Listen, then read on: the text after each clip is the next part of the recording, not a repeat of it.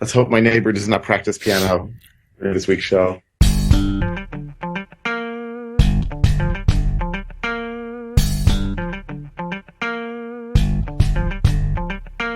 Hosting and bandwidth provided by the Blue Box Group. Check them out at bluebox.net. You're fantastic at coding, but do you have an action plan to take it to the next level? The upcoming book, Next Level Freelance, will help you optimize your freelance business for happiness. The book is packed with actionable steps to make more money, case studies, tips to find more clients, and exercises for you to establish your desired lifestyle. Extras include 9 interviews with freelancers who make great money while enjoying great work-life balance, videos on strategies to find quality subcontractors, and videos on making more free time by outsourcing your daily tasks. Check it out today, nextlevelfreelance.com. This episode is sponsored by Planscope. Planscope is a project management and collaboration app built for freelancers and the way they work with clients. It makes it easy to price out new estimates, and once you're underway, help answer the question, will this get done on time and under budget? I've been using Planscope to do my estimates and manage my projects, and I really, really like it. It makes it really easy to keep things in order and understand when things will get done. You can go check it out at planscope.io.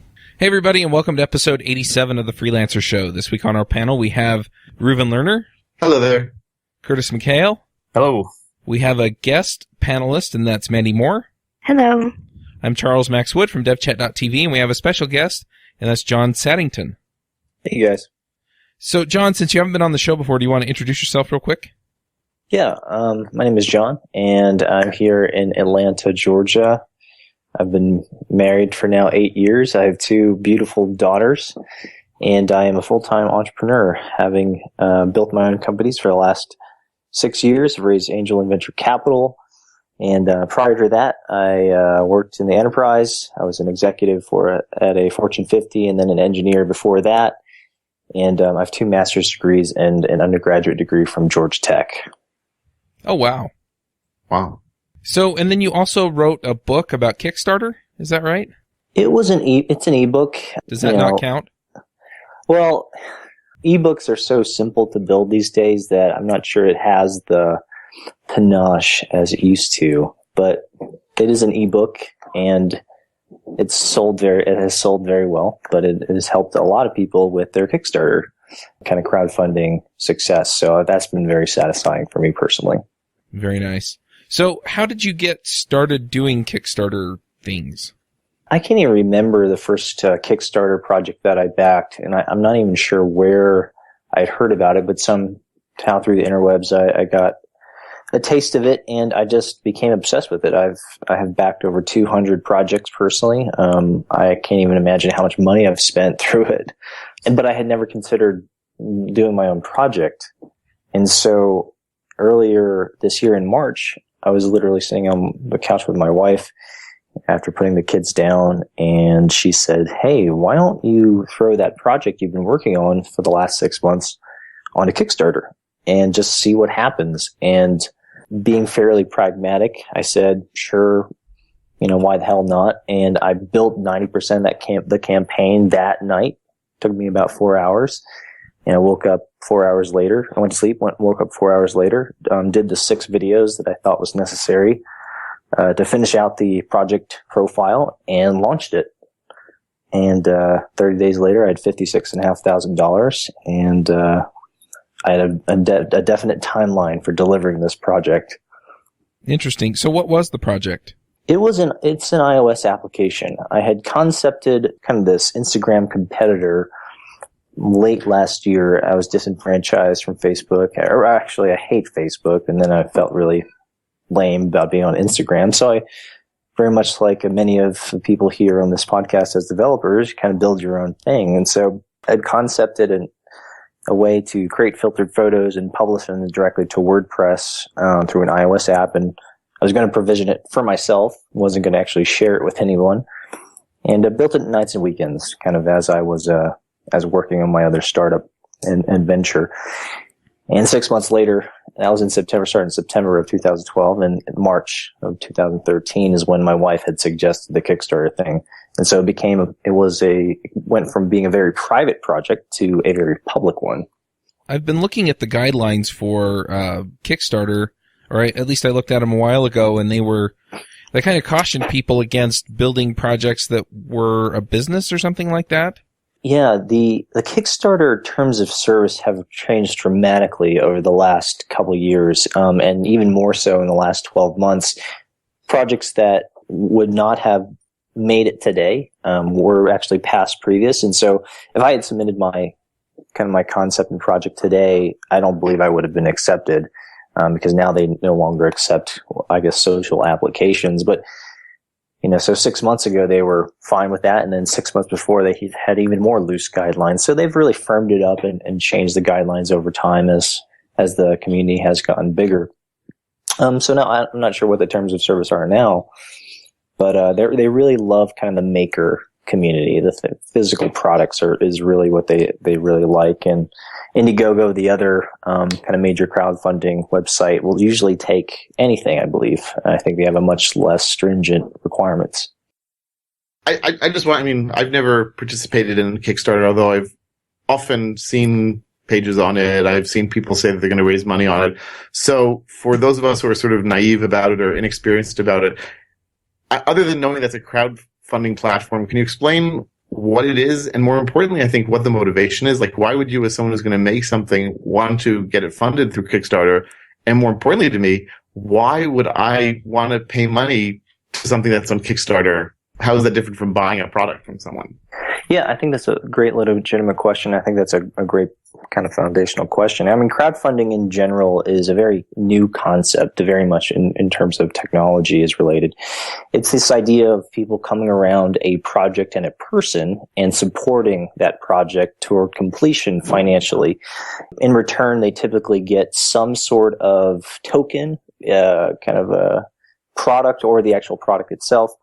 And in a lot of ways, it's just good feelings. Now, why is this happening? Why do people give a rip about crowdfunding? And I think it's because in a lot of ways we have there's an entrepreneur. I believe there's an entrepreneur in all of us, and we just love watching people do the things that they're passionate about.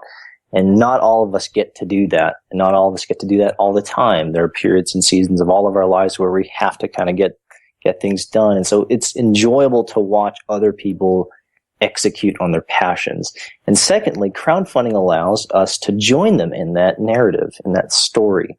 And so it's not so much as, tossing money kind of into a black hole and hoping that it gets to the end result. You get to be a part of that story as a person, and the creator, the entrepreneur, the inventor builds the application or the project in real time. And there's something very satisfying about that. And as a result, at the end, you get something back, either the product itself or t-shirts or some tokens of gratitude are typically presented. And that can be a very satisfying thing. Speaking of tokens and stuff, besides t-shirts, what other kinds of things do people typically offer as rewards or tokens of appreciation? Oh, geez. I have seen tons of stuff. I've got paraphernalia of every kind, from t-shirts to stickers to the actual products to coffee mugs to signed the products might be actually signed to a poster, to digital art. I've gotten ebooks. I know that some people, the much larger projects, will give you credit within like the production, if it's a video production or a movie, or even maybe your ability to be a guest in the movie or like a stand-in. So the rewards span the entire gamut of possibilities.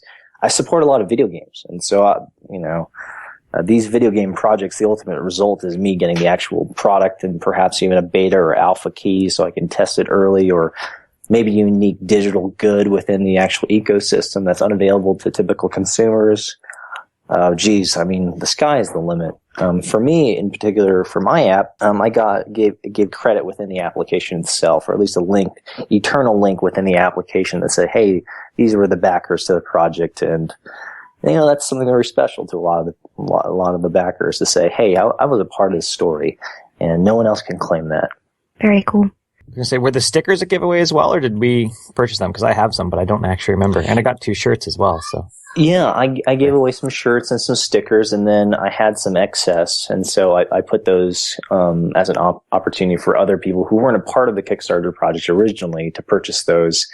And for me to make a little bit back in terms of the actual the financial cost. Being a kind of a digital guy, and I imagine many of you guys are digital natives, like we had no concept of physical, like, products and shipping those and warehousing, and I grossly underestimated the cost of shipping goods, especially internationally. I lost a ton of money shipping overseas, and actually that ate into my entire budget. It was really a sad kind of thing. It was a huge lesson learned for me, but I would never do that again. That's one thing that I ran into. I did an Indiegogo campaign to try and raise money so that I could finish the website that I've been working on in my spare time, which is non-existent really, for my podcasts, and I offered stickers as a reward, and it ate up at least half the money that I pulled in. Oh geez, printing them and then shipping them out. Yeah, the average shipping cost was like internationally overseas, regardless of where it was international, was like $18, and I had requested $13 to cover kind of like a $12 or $13 flat rate to cover anything international. So out the gate, I was losing money on every shipment. And those are in like Taiwan and Hong Kong and Australia. Those were like $35 to ship like a t-shirt. And it just was like, it was so painful going to the post office. But that was just, it is what it is. If you support a video game, like how is that different from just buying it? Well, again, you get to be a part of that story. There are some opportunities to get some of the paraphernalia and some of the tokens of appreciation that one would not be available to kind of the normal consumer, like credits within the application or the game, collectible items, unique, maybe even digital goods within the ecosystem, like a special avatar, if it was a kind of a complex social game. So those things are, for a lot of people are very, very interesting to get. Those are collector's items. How important is having the video on the Kickstarter campaign? Oh, man, super important. And in fact, that's part of what I wrote in the ebook is I actually did a kind of a test case of my own video usage. I mean, Kickstarter also suggests, hey, it's like crazy. 80% of those who do a video get funded as opposed to 20% who don't. But even kind of iterating on my video, I did 4 iterations of my video, and the first one I did like it's 5 a.m. It was terrible, but it got me out the gate, and I had like it's paltry 15% completion rate, which converted to something like like 9% conversion rate on people funding the project. I quickly reduced it from like a 5-minute video to like a 3.5. I went from 15% to 18% conversion and like a 18% kind of playthrough rate to a 15% conversion. And then I iterated again and went down to like a minute, and then it shot to like 35%. And then I did it again and I went to 50%. And the videos just got better and better, and the conversions got higher and higher. And so even in my 30-day period, iterating 4 times, I could very quickly see the results, which was really kind of cool. And so I talk about that in the ebook. What should be in the video? Like what kinds of things do you put in there to try and is it like a sales pitch? I think it depends.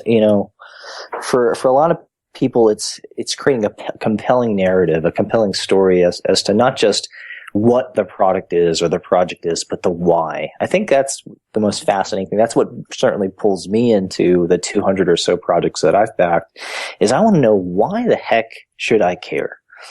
And the product itself might not actually be something that I'm vastly interested in, but the story behind it is something that compels me to support it. And I can't even tell you why. Maybe it's an emotional reaction, but it's a guy who works a 9-to-5 sales job, but who's always wanted to train dogs or something.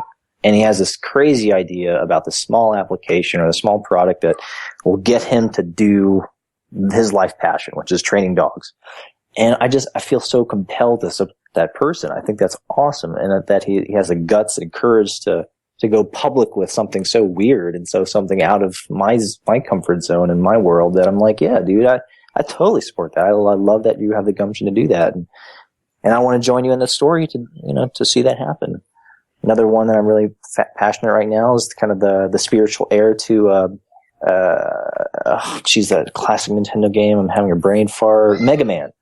The original producers and video game creators of the Mega Man series and Nintendo have come back after like 18 years or 2 decades or whatever. And they're like, dude, we're going to do this again, but we're going to do it with modern technology. And I'm like, hell yeah. Like, I love the Mega Man series and I want to be a part of that story. And they blew through their like $1 million campaign budget. They went to like 3 million or something. And now they're building it in real time and I get to be a part of that story. And man, that's going to be awesome. Now, you said that Kickstarter mainly funds products. Now, is it possible for I have this vision, this passion, because I am obviously the virtual assistant. I'm Chuck's assistant. And I am constantly turning down work because other developers want to hire me to help them. And so I am currently trying to turn myself into a business, so it's for developers, so I can match assistants with developers, because it's kind of a niche that hasn't really been tapped into yet. So I want to get my business going. Is that something that is possible to do with Kickstarter or not? Kickstarter wants to have, generally speaking, a product or something that will eventually end in the hands of the supporters. Indiegogo, though, is much more flexible, and they support things that are not so tangible. For example, a friend of mine who was a partner did an Indiegogo campaign to help support his wife's business, and they were raising support for a road tour where they would go around this kind of beat-up van, which there were a lot of the funds were going to fix up the van, and they're going to tour the United States and come back and kind of share their vision for women and kind of empowering young women. And so that was more of a service, if you will, and a business-oriented project, which Indiegogo was totally fine with launching. Very cool. Cool. Yeah, Kickstarter is just I think it's changing people's perception of entrepreneurship. I think it's changing people's perception of how to literally not just figuratively, but literally kickstart their future. There's a crowdfunding kind of meetup group here in Atlanta, and I know there's a few kind of other around the world. But here in Atlanta, I mean, there are a couple of people here in Atlanta who have their entire lives have changed. They created kind of a husband and wife combo, just came up with a kind of a new, I don't even think it's a very new concept, but a different way to do coffee. And they just launched this like prototype coffee machine, and they thought they were going to raise like $30,000, and they raised $2 million or something. And now they both quit their jobs, and now they're doing their passion. They're coffee roasters. Geez, another 2 guys here in Atlanta created a zombie board game of all things, and they were trying to raise like $15,000. They ended up raising up like $2 million. And so in 30 days, they went from kind of guys who had this crazy idea for a zombie board game to literally millionaires. And, that's unbelievable. Even being a part of it so close as a supporter and as a actual project owner, it still boggles my mind that even can happen. And, we're just kind of getting started on it. And are there any strings attached to the money? So these guys who made the zombie board game and they were given $2 million, what if they decide, if each of us, let's say 2 of us, we each get $1 million, we pay off our homes, go around the world, done. Yeah, there are definitely legal stipulations. Kind of the site is held accountable, and the project owners are held accountable. The users can actually litigate if the project is not delivered. It only has happened a couple times. In most cases, if the product isn't delivered, a refund mechanism is appropriate and has been done many times over. With that being said, most projects actually deliver not on time, or there's probably a better way to say that. Most products deliver late. And even in my case, I delivered a little bit late myself, which was unfortunate because I became a statistic. But even then, it's not so much about the delivery of the product necessarily. A lot of people support it because we hope the project gets completed, but we love being a part of the story and seeing the kind of the creators pursue their passions. And so I don't mind getting my stuff late. In fact, there's some projects that finished late last year, that I still haven't gotten. And one was supposed to deliver for Christmas 2012, and I still haven't got it, and we're hoping for Christmas 2013. And who cares? Like, I really don't care. Like, it's going to be a cool game when it comes out, and we get it. But if it's a year late, like, oh well, like, I'm not going to sue them. Now, are these funds like taxable? How does that work? Actually, that's a great question. I haven't looked into it. I'm certainly going to look into it in the next couple of months as I gear for tax season. But I think it can be verified as a donation. There is no strings attached to the actual Kickstarter organization. And I think you can provide a taxable write-off for your users, but not many project owners actually do that. Kickstarter takes a percentage, about like a 2.8% percentage of the fees plus whatever the Amazon fees are. And so it's ends up being like 4 to 5% of whatever the total is, goes to the kind of the pockets of Kickstarter and Amazon. And so out of $56,500, I came away with something like 51,000 or something. So the thing that I'm really interested in with all of this, I mean, we've talked a lot about the mechanics, but I want to talk about how to make a winning campaign. So you've talked about how people become part of the story, but how do you create that? How do you create a compelling story so that people get excited about putting money toward your campaign? Yeah, there are two things that I've seen work very well, and it's a combination of both luck and tactical execution. The first is I think there's something very important about the story. The product can be something very compelling in its own right, but sometimes the delivery is just as important, if not more important, than the actual product itself. You know, you can think of many times where you may not necessarily remember who, like think of a significant event that you've had in the past. You may not remember who was there or what was actually said, but you remember how you feel. And that's very important. There's something very powerful about the emotive experience. And so I think when people who are deeply passionate about whatever, their project or their product is, that emotion is very compelling when it's delivered succinctly and very tactically well. Secondly, you need to be able to broadcast the crap out of it. A compelling story is only a compelling story, and successfully a compelling story, when a lot of people hear it, when a lot of people experience it. So that's the power of social media, I suppose. It's when you can get on as many blogs and tweets and Facebook likes as you possibly can, so that more people encounter your story and your projects as a natural consequence. And if they can make that emotional connection, then you may have a true backer. And so I tried to create that as best as I could, and I've seen that pattern of success throughout many of the Kickstarter projects. There's something just so compelling, that I'm like, man, that's awesome.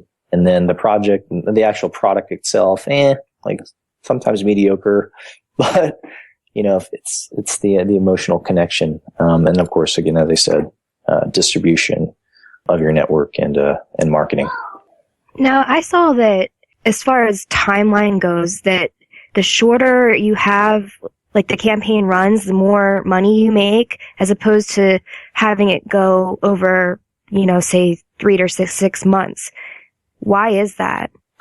I think statistics would probably, statistics do show that the 30-day mark is really pretty much the target to set. But psychologically, think of it in your own context, in your own experience. When something kind of bleeds over beyond a month, there's something, there's a kind of a mental fatigue, or there's a kind of a forgetfulness that begins to happen. There's there's an effect of just not having it being top of mind, or a sense of urgency. 45 days or 60 days. Sure. Yeah. I'll get around to supporting that. I've got 2 months of time.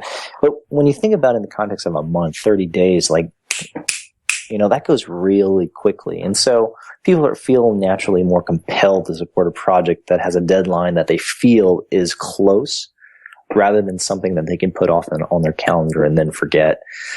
And there's probably much more, true scientific research around that. But from the blogs and some of the collateral material that I've read, that makes entirely a lot of sense.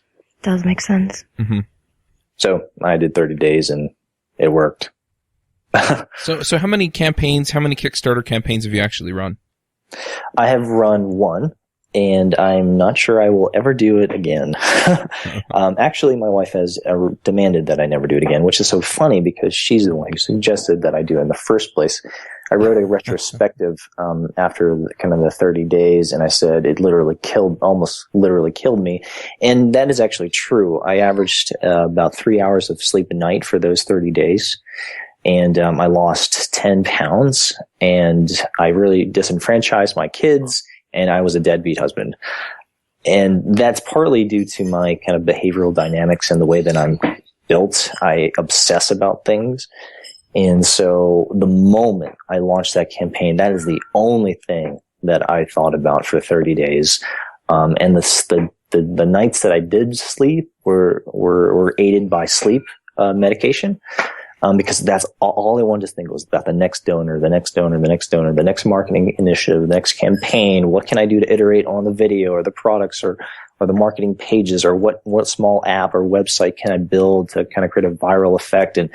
And because I am a developer and I am capable of doing these things, I'm the guy that's doing it. And it's only and because I'm the only guy doing it, period, I have to see everything from the financials, the marketing, to the development. And I'm not a marketer, so I had to quickly learn how to become a marketer. But here's what's so funny is post Kickstarter, I learned that most of the successful campaigns have marketing managers, and that most of these projects aren't the guy, just that one guy in the basement in his underwear, who has a dream and puts it on Kickstarter. That is actually less of the model now than before. These are strategic, tactical, like SEAL 6 marketing teams that just kick the crap out of these campaigns. And I'm generally an outlier. I'm the guy that's kind of doing it myself. And I was like, holy shit, like, what was I thinking? Like, I should have got a team. And part of the campaign budget is allocated to pay the marketing team post the Kickstarter event. Man, and so I killed myself, and I will never do it again. It was just it was really tough. I must say that puts everything you said in perspective, a much better perspective and greater depth. Because I had this image, again, not being experienced with Kickstarter, but having heard about it, that I said, oh, okay. So what John did was he thought of something and he put up 4 videos, each one a little better than the previous one. And he did that for a month and he ended up with $50,000. That's not bad. But it sounds like you're working really, really hard that month. And the other people who are doing campaigns are not only working hard, but they have people helping them work hard and advising them so they can be as successful as possible. Oh, yeah, that is the reality. If there's anything to take away from it, it's not as easy as it looks, and there is sacrifice. I mean, my family felt those 30 days without a father and a husband, and my partners in my company felt like they had lost a significant part of their development staff, their product lead, and their vision caster. And I profusely apologized to everyone relationally in my network and said, man, I had no idea. And, my wife gave me an incredible amount of grace, and she loves me. And of course we survived and we didn't sign any divorce papers, but it was just, it was so stressful. I would never do it again. What you'd recommend to people who have another business, kind of, I guess, knowing what happened to 8-Bit later, if there's anything you think you could have done differently with the campaign to continue 8-Bit surviving. For those who don't know, did not survive long after the campaign. I have no idea if that was the issue, but yeah, I mean that it goes into some kind of deep waters, but yeah, and nor do I want to ask, just it wasn't a advice. Direct impact for sure, but it did certainly send me personally in direction. I had no idea 2013 was going to be so heavily involved in iOS application, and I am now. But I mean, so some of the kind of a global advice is that there is a cost. I mean, there's a cost associated to any kind of new venture, and it's not just a willy-nilly, hey, I think I'm going to throw something on Kickstarter and see what happens. It's I'm going to commit to this for 30 days or whatever the campaign length, and I'm going to do this as hard as I can. And that makes sense because you're not going to throw something on Kickstarter that isn't something very near and dear to your heart. It's going to be something you're passionate about, something that you're hoping that will literally change the trajectory and course of your life for a lot of these people. And so you're going to put everything that you have into it. I just didn't think through that part. I didn't think it was going to be that big of a deal, especially because I had been developing it nights and the weekends. I was like, yeah, what the hell? Let's just throw it on and see what happens. Man, like, oh, geez. Like, I had no idea. And no one had written about it. I think that's one of the biggest thing. No one had said, hey, you're going to commit, relational suicide in the next 30 days if you do this by yourself and you're not prepared. Everyone had said, hey, look at what happened. I got funded in a day, And everyone dreams that that's going to happen. Those are the outliers. But it's, oh my God, we got $2 million and, for the first week. And then we just coasted for the next 3 weeks. And those are all the scenarios you read, and not the ones of, hey, that was a total suck fest. Well, and you had a very different funding story because quite near the end you had a shocking withdrawal, or a withdrawal of one of your biggest backers, right? Oh yeah, the founder of WordPress, Matt Mullenweg, and I have a relationship. He was a partner of 8-Bit. We're the fifth partner to Automatic, so we have a very good relationship. And he funded $10,000 within the first 32 hours, which was fantastic. It gave a huge bump to the campaign. And, kind of to make a long story very short, within a few days of the campaign ending, he pulled his $10,000 pledge, which was, 20% of 50,000, which was a very significant hit financially and emotionally. We recovered in short, but that was very stressful. Speaking, how did you market your campaign? What kinds of things did you do to spread the word and get people to donate?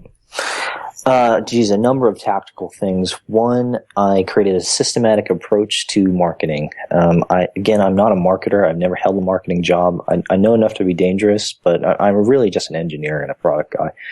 But I take a systematic approach to most everything. And so I simply said, I read an article where it said that the top 10 most successful Kickstarter projects ever to be funded at the time when I launched mine, they averaged 1.78 updates a day, which is 2 updates a day. And I was like, holy crap, that's 2 updates a day.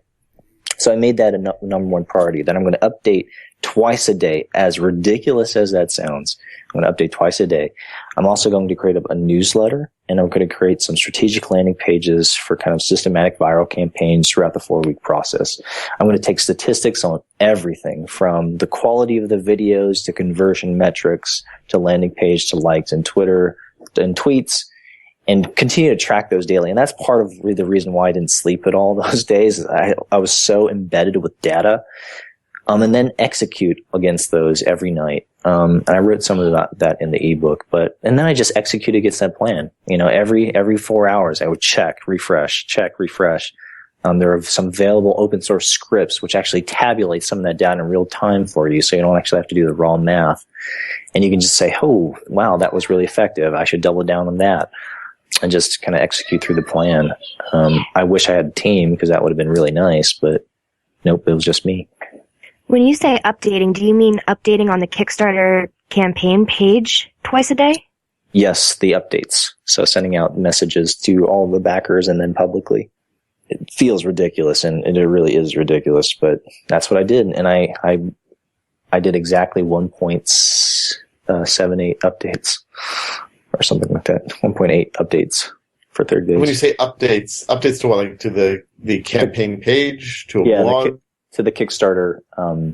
The Kickstarter has an internal messaging system, and those are called updates to your backers, and then those are publicly visible. And so I did 2 a day, 3 some days, and then 1 on some days, and I averaged literally like 1.8. So your backers, so when they give you the money, do they become like part of a group, and then so they'll get like email updates, or? Yeah, you should ask Curtis. He became a backer, and then he got spammed by me like 100 times for 30 days. Yeah, he became part of a select group, the backer group, and then he could opt in to continue to receive those updates, or he could opt out. Yeah, we just got emails. It was fine. I kind of expected that from the few Kickstarter programs that I had been involved with. I was going to get a bunch of emails. The thing is, I mean, you think there's going to be kind of update fatigue, and that actually is not the case. Again, the people who commit their money to this are somewhat emotionally tied in. So if your updates are compelling and visceral and attractive and have some really meaty stuff, it's, they enjoy that. And that was kind of cool to see. I was very skeptical at first. I was like, 1.78 updates. Who the heck is doing that? But then I did it for myself, and incredible responses, emails, tweets, every single time, and people just couldn't get enough of it. They were on board. My question with this is, like, during that month, you were clearly not creating the thing that people had paid to, for you to do. So what were you updating them on? Just the status of the campaign? The status of the campaign, significant coverage that I was receiving in the blogosphere. At some point, I got on CBS Atlanta, which was a CBS affiliate here. I got on Fox News, and my first live broadcast, which was kind of cool. They came to my office and did an interview there.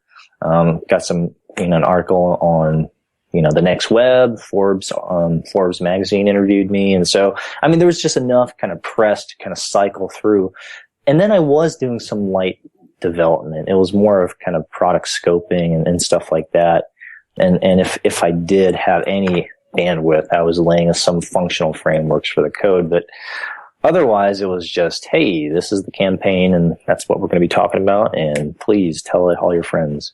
Geez, I'm getting like flashbacks of like those 30 days, and I'm like, I'm getting like dry mouth, and I'm like getting nervous. Ugh. It sounds to me, and in some ways it's very self-referential, right? Like, so I'm paying money for you to do something, and then I get updates on how many other people are paying money for you to do that thing, and you're updating me on that rather than doing the thing. But I guess it comes back to what you were saying, that everyone wants to feel part of the story. So if they're part, I guess perhaps the closest analogy I can think of is the public radio fundraisers, when they say, "Oh, and we've got more people coming in there, and they're calling from here, and they're calling from there, and they're all donating," and you feel like, wow, and you sort of get swept up by it. Yeah. I love PBS and kind of the Georgia affiliate here. We support them, and we just did there was a kind of an anniversary Les Miserables, and we supported that, and freaking like 12 weeks later, we finally get like the Blu-ray. So there's definitely like a delay in delivery. It's not after 30 days the product is on your doorstep. And for most projects that's the way it is. There's a time delay between the campaign ending and then the product delivery. Sometimes it's years. The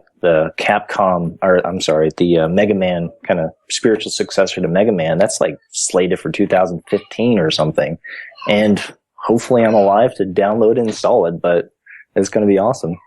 So yeah, I share that, and I try to give a realistic depiction of Kickstarter. It was very stressful, but man, it has been very, very cool, because I have, I sold my last company as kind of a part of that. I am raising venture capital now to continue the development. I already have some financial investors for it, and I've got a clear roadmap. And if you had asked me literally 6 months ago if this is what I was going to do, I would have said, you're out of your effing mind. I'm fully embedded in what I'm doing. I have a very good company. We're walking to our 4th year as a company. We have 4 partners, 7 employees. We're growing. This is a growing year for us. Like, are you nuts? Like, no, I'm not going to do an iOS application. And now here I am. I exited that company, sold the company to one of the largest kind of WordPress-centric companies in the world, and have a very clear vision about my future. And so it's exciting. It's like it was Kickstarter. Kickstarter did that. So despite all the stress and despite almost killing myself, it was very satisfying, and I survived, and I'm very thankful for it. What advice would you give to somebody? You said there was, you didn't feel that you prepared very well to launch. What advice would you give to those that you wish you would have known? Oh, the number one piece of advice is get help. Get help for the administrative tasks. of updating, of collecting the data to provide models of execution. I mean, and get the right emotional support around you. My wife had no idea what she asked me to do. And, that was her fault and, my fault for not preparing her, I guess. So it was kind of we're collectively in the mix, but also preparing my partners, my partners of my existing company. Hey, I'm committed to doing a Kickstarter. I just want you to know I'm kind of gonna be off the radar for a little bit. And for them, and then for us to, figure out how we work the business when, the founding partner of the company is going to go AWOL for a little bit. So it's strategically aligning the relationships around you so that you don't feel so alone. It can be a very lonely process, if you do it by yourself. And so with friends, I think it could be a much more pleasant and enjoyable experience. Very nice. All right. Well, I think we're at the end of our time, so I'm going to start winding things down. Yeah. Well, thanks for letting me kind of share my story. I hope their listeners can learn something from it. Yeah. If people want to ask you questions or get your book about Kickstarter, where do people go to do that? Let's see. I can provide a link to it. I'd be willing to give a couple copies away to your readers and listeners if you'd like. We can do something fun like that. So you just let me know.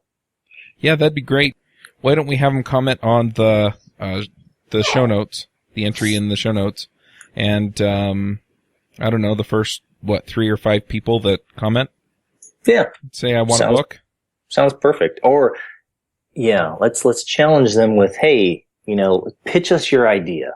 And I'll choose like the best 3 or the coolest, wildest 3. Oh, there we go. So if you've got some idea that you might want to put on Kickstarter, then tell us your story. So, yeah, that sounds awesome. I love it. All right.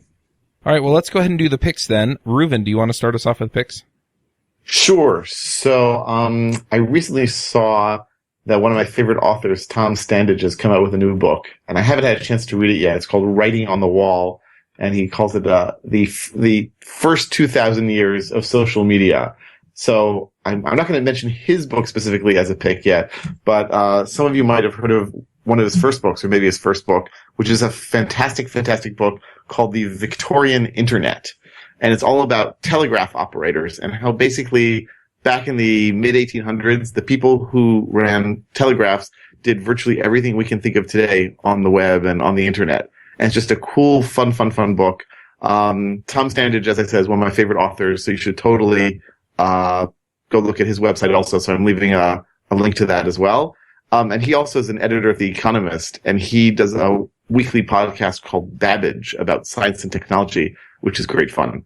And just as a last fun pick for today, I saw a blog post, I don't remember even exactly where I saw it, that the latest revision of Unicode has come out. And they're sort of, it seems, grasping at straws here, trying to find characters that have not yet been included. So one of the characters that now you can type as an official Unicode character as of 7.0 is the middle finger. That is to say, giving the middle finger to someone. And there are other so awesome. I haven't yet seen the keyboard that supports that without, Control, Meta, Alt, whatever. But I'm sure the next version of Emacs will include it. In any event, so I thought that was fun to look at as well. Those are my picks for this week.